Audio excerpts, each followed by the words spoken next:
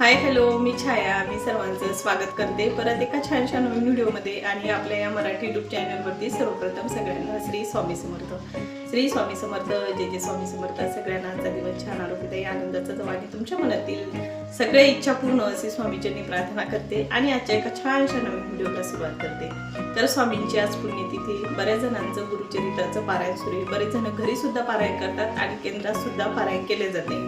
केंद्रातही म्हणजे गुरुचरित्राचं पारायण होतं. खूप मोठं पारायण केलं जातं केंद्रामध्ये. जेवढे संख्येनं लोक असतील तेवढ्या संख्येचं फळ आपल्याला त्या पारायणाचं लाभतं. घरी पारायण करायचं असतं पण ते शक्य नसल्यामुळं ते काही पारायण माझं होत नाही. देवांश जोपर्यंत लहान आहे ना, म्हणजे तो थोडासा मोठा होत नाही तोपर्यंत माझं याच्यानं गुरुचरित्राचं पारायण करणं म्हणजे पॉसिबलच नाही. त्याचाही योग्य असतो जेव्हा आपल्या नशिबात असेल किंवा जेव्हा स्वामींना आपल्या हातून ती सेवा घडून घ्यायची असेल गुरुचरित्राच्या पारायणाची, तर तो योग जेव्हा यायचा तेव्हा येईलच. म्हणजे छोट्या मोठ्या सेवा असतात तर ते सेवा मी आज करणारी, स्वामीचा अभिषेक घालणार आहे. ग्रीन कलरच्या बॅग्स मी ऑनलाईन बोलवलेल्या आहे ना, तर त्याच्यामध्ये एवढे छान झाडं होतात. तू जर कुणाला खरंच घ्यायचे असेल ना त्या बॅग, आता पुढं पावसाळ्यामध्ये आपल्याला झाडं लावायची असतात तर त्यावेळेस तुम्ही नक्की घ्या आणि बरेच दिवस ते टिकतात सुद्धा. म्हणजे असं नाही आता त्या बॅग्स खराब झालेल्या आहेत, अजून खूप चांगल्या आहेत त्या आणि त्याच्यामध्ये झाडं आहे ना खूप छान झालेले. तुम्ही इथं पाहू शकता एवढे सुंदर असे झाडांना फुलं येतात. एवढे सारे फुलं आहे ना देवपूजेसाठी घरीच मिळून जातात. तर चला मी आता छान अशी पूजा करून घेते. त्याच्यानंतर मग मला शेवायची खीर सुद्धा बनवायची नैवेद्यासाठी, तर ते सुद्धा करून घेते. तर चला व्हिडिओ कंटिन्यू बघा आणि तुम्हाला खरंच माझा जर व्हिडिओ आवडला ना तर व्हिडिओला लाईक करा, शेअर करा आणि सबस्क्राईब सुद्धा करा. तर चला.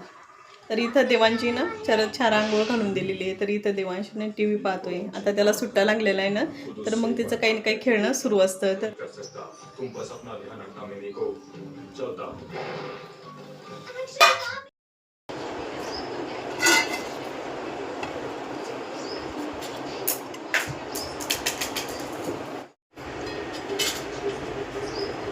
अभिषेक करण्यासाठी ज्या वस्तू लागतात ना, तर त्या सगळ्या वस्तू मी सेपरेट घेतलेल्या आहे.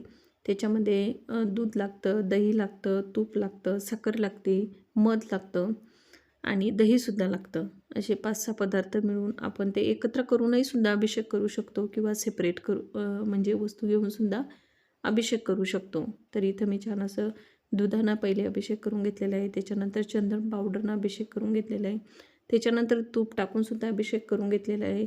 दह्यानं अभिषेक करून घेतलेला आहे. सगळे व्यवस्थित वस्तू टाकून इथं मी छान असा स्वामींचा अभिषेक करून घेतलेला आहे आणि माझ्या तोंडात नामस्मरण चालूच होतं. श्री स्वामी समर्थ, श्री स्वामी समर्थ, श्री स्वामी समर्थ. आपण एवढं जरी म्हटलं ना तर खूप पुष्कळ होतं. तेवढा नामजप आपल्या तोंडातून निघतो आणि तेवढा जपसुद्धा आपला होतो.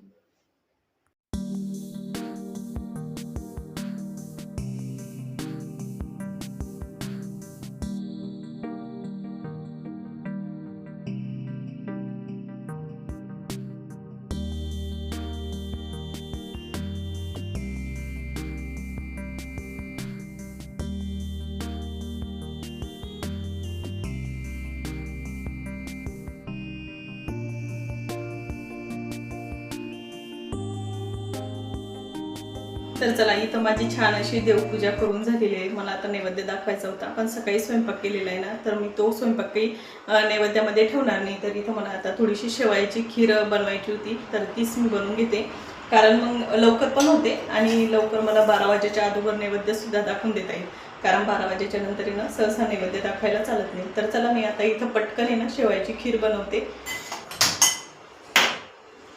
आणि इथं ह्या शेवाया जे दिसत आहेत तुम्हाला, तर ह्या मी विकतच आणलेल्या आहे, घरी बनवलेल्या आणि एकदम बारीक असतात ना, पांढरे शुभ्र तशा त्या शेवाया. तर मी याच्यामध्ये थोडेसे टाकून घेते आणि चांगले तुपामध्ये ना चांगल्या परतून घेणारे लालसर होईपर्यंत.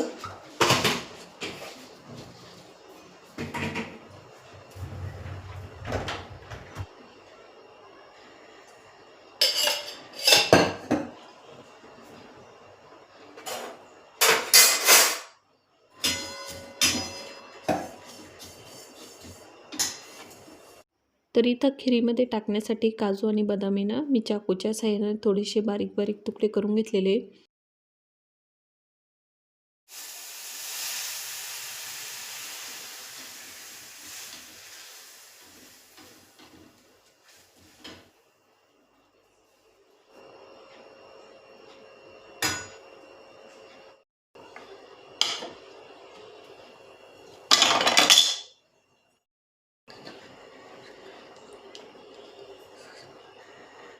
तर इथं तुम्ही पाहू शकता एकदम मस्त अशी ही शेवयाची खीर आता बनवून तयार झालेली होती. तर इथं मी नैवेद्यसुद्धा दाखवून देते. फक्त मी ही खीर नैवेद्यासाठीच बनवलेली आहे. जेव्हा असे गोडधोड पदार्थ बनवले जातात ना, तर ते पदार्थ काही स्पेशल दिवस असला त्या दिवशीच आपण हे सहसा गोड पदार्थ बनवतो. ही खीर आहे ना थोडीशी थंड झालेली असली ना म्हणजे फ्रीजमधली, तर खूप छान लागते खायला. चला तर चला, इथं खीर बनवून तयार झालेली आहे. तर मी आता पटकन आहे ना नैवेद्यसुद्धा दाखवून देते. फुलपात्रामध्ये थोडंसं पाणी घेते.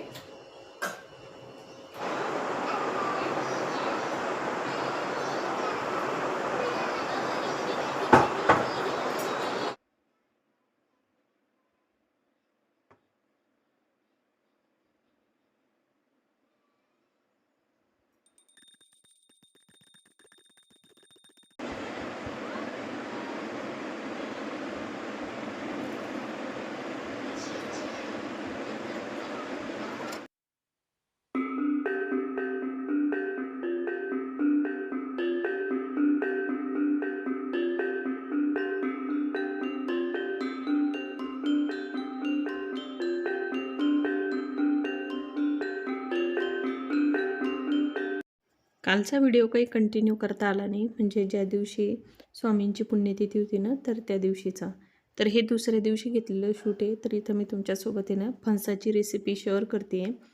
तर हे फणस मला मावशींनीच पाठवलं होतं.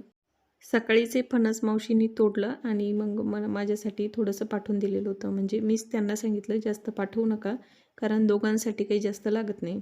तर इथं मागची जे असतात ना त्याचे असे काटे काटे असतात ना मागच्या साईडनं, तर ते मी व्यवस्थित कट करून घेतलेलं आहे.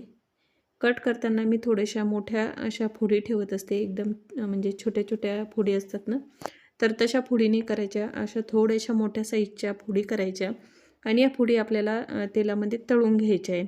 मी माझ्या पद्धतीनं तुम्हाला ही रेसिपी शेअर करते आहे. आपण ही काळ्या मसाल्यातली सुद्धा भाजी बनवू शकतो आणि दुसरा जो मसाला मी बनवणार आहे तर तशा पद्धतीने ही भाजी बनवू शकतो. इथं कढईमध्ये मी तेल ॲड केलं. तेल चांगलं कडकडीत गरम होऊ द्यायचं. आणि त्याच्यानंतर जे आपण तुकडे कट करून घेतलेले होते ना फणसाचे, तर ते तुकडे ना तर व्यवस्थित तेलामध्ये तळून घ्यायचे.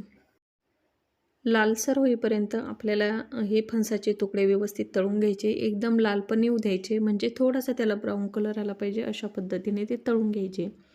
एवढी छान आणि एवढी टेस्टी लागते ही भाजी. मला पहिले सुरुवातीला ही भाजी कशी बनवायची हेच माहिती नव्हतं, पण मला मावशींनीच त्या भाजीची व्यवस्थित रेसिपी सांगितली. त्या पद्धतीनंच मग मी आता ती भाजी बनवते. एवढी छान होती ही भाजी आणि मला तर इतकी प्रचंड ही फणसाची भाजी आवडते. व्यवस्थित तेलामध्ये मी फणस तळून घेतलेले आहे. तर इथं मी मसाला बनवते. तो मसाला मी तुमच्यासोबत शेअर करते. इथे एक मोठ्या साईजचा मी कांदा कट केला. थोडंसं तेल टाकून तो कांदा परतून घेतला. त्याच्यानंतर मी त्याच्यामध्ये एक मीडियम साईजचं टमाटर ॲड केलं कट करून. ते सुद्धा तेलामध्ये व्यवस्थित परतून घेतलं. थोडंसं गाळ होण्यासाठी टमाटर मी त्याच्यामध्ये मीठ ॲड केलं. 5-6 काजू आणि 5-6 बदाम ॲड केले. त्याच्यानंतर खूप साऱ्या लसणाच्या पाकळ्या ॲड केल्या. थोडासा सांबार ॲड केला आणि इथं तुम्ही पाहू शकता अशा पद्धतीनं मसाला मी इथं हा तयार करून घेतलेला आहे. काळ्या मसाल्यातली भाजीसुद्धा खूप छान होते, पण मी आज थोडीशी वेगळ्या पद्धतीनं बनवते ना, कारण आता 2-3 वेळेस मावशीने फणस दिला तर मी काळ्या मसाल्यातलंच ते फणसाची भाजी बनवली. तर म्हटलं यावेळेस थोडीशी वेगळी बनवूया. भाजीसाठीचा मसाला लगेच मी मिक्सरला ग्राइंड करून घेतलेला आहे. परत त्याच कढईमध्ये मी तेल ॲड केलं आणि त्याच्यामध्ये जे बेसिक मसाले असतात ते ॲड केले. हळदी पावडर, तिखट, घरचं लाल तिखट, काश्मीरी लाल मिरची पावडर, थोडासा गरम मसाला आणि जो मसाला भाजून घेतलेला होता ना, तर तो मिक्सरला एकदम बारीक पेस्ट करून घेतलेली आहे आणि तो मसालासुद्धा तेलामध्ये ॲड केलेला आहे. तेल चांगलं सुटेपर्यंत हा मसाला व्यवस्थित परतून घ्यायचा. म्हणजे याची थोडीशी घाई नाही करायची. चांगलं तेल सुटल्याच्या नंतरच आपण याच्यामध्ये ना पाणी ॲड करायचं. जो घरचा खडा मसाला असतो तो थोडासा मी ग्राइंड करून ठेवलेला आहे ना, तर तो थोडासा 1-1.5 चमचा ॲड केला. त्याच्यामुळं चव एवढी छान येते भाजीला. थोडीशी झणझणीत भाजी म्हटल्या जाते ना, तर तशी भाजी होते. तो मसालाही व्यवस्थित परतून घेतला. त्याच्यानंतर आपल्याला जेवढी भाजी बनवायची तेवढ्या प्रमाणात त्याच्यामध्ये पाणी ॲड करायचं. थोडंसं मीठ ॲड करायचं आणि जे आपण फणसाचे तुकडे तळून घेतलेले होते ना, तर ते तुकडे त्याच्यामध्ये ॲड करून द्यायचे. एकदम जास्त घट्टसर पण नाही बनवायची आणि एकदम पातळसुद्धा ही भाजी बनवायची नाही. ह्याच्यामध्ये काजू बदाम टाकलेले असल्यामुळं भाजी थोडीशी घट्ट होते, पण ती चवीला खूप छान लागते. भाजी चांगली उकळलेली होती, फणसाचे तुकडे चांगले शिजून झालेले होते. त्याच्यानंतर मी त्याच्यावरती हिरवा गच्च असा सांबार ॲड केला आणि तुम्ही इथं पाहू शकता एकदम मस्त अशी ही फणसाची भाजी बनवून तयार झालेली आहे. चवीलासुद्धा अप्रतिम झालेली होती. मला तर एवढी ही भाजी आवडली, थोडीशी वेगळ्या पद्धतीनं बनवली ना, खूप छान अशी ही भाजी झालेली होती. तुम्ही पाहू शकता भाजीवरती तर्रीसुद्धा खूप छान आलेली आहे. एक नंबर अशी ही फणसाची भाजी झालेली होती. जे लोक नॉनव्हेज खात नाहीत त्या लोकांना ही भाजी खूप आवडते.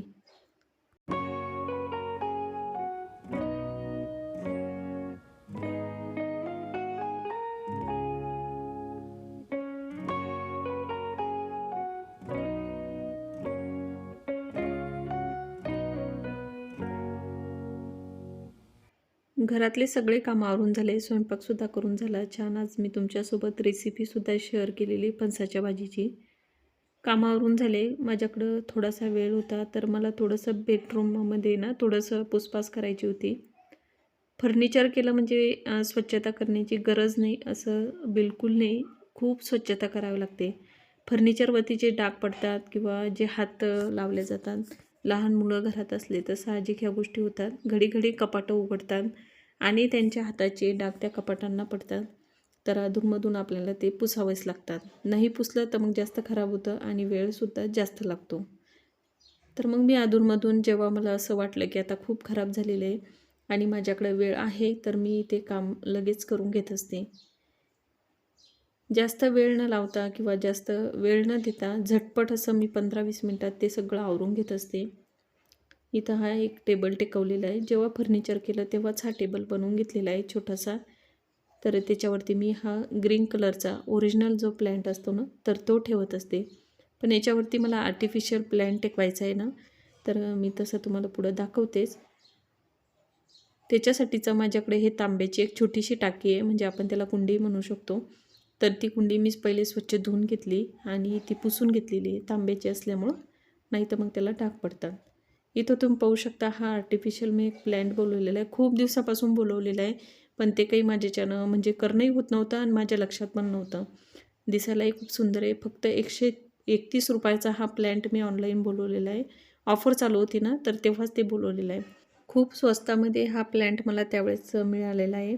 आणि जे स्वस्त वस्तू असतात किंवा असं नाही महागड्याच वस्तूंनी आपण घर सजवायला पाहिजे. ज्या स्वस्तही वस्तू असतात त्यांनी आपलं घर छान सजवलं जातं. इथं तुम्ही पाहू शकता ह्या प्लॅन्टमुळे ना एवढं छान असं बेडरूमला लूक आलेलं होतं आणि एवढा सुंदर दिसत होता तो प्लॅन्ट. असं वाटत होतं पाहता क्षणी की ओरिजिनल जे प्लॅन्ट असतात किंवा ओरिजिनल जे पानं असतात ना झाडाचे, तशा पद्धतीनं ते प्लॅन्ट दिसत होता. कधी-कधी स्वस्तातही आपण आपलं घर अशा पद्धतीनं सजवू शकतो. असं नाही महागड्याच वस्तू घ्या आणि आपण महाग वस्तूंनीच आपलं घर सजवायला पाहिजे.